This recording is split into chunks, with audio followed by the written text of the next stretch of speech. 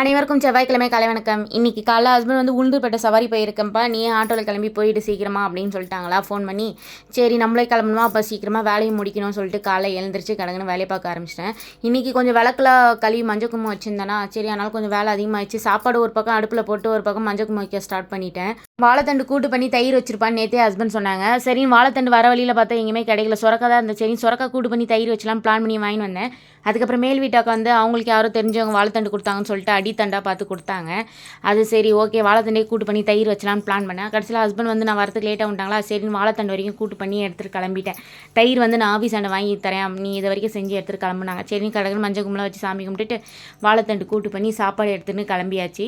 வாழைத்தண்டு ரொம்ப அடித்தண்டு போல் நறுக்கிறதுக்கும் ரொம்ப கஷ்டமாக இருந்தது. 4 விசில் விட்டு கூட வேகாத மாதிரியே வந்து நறுக்கு. ஆனால் சாப்பிட நல்லா தான் இருந்தது.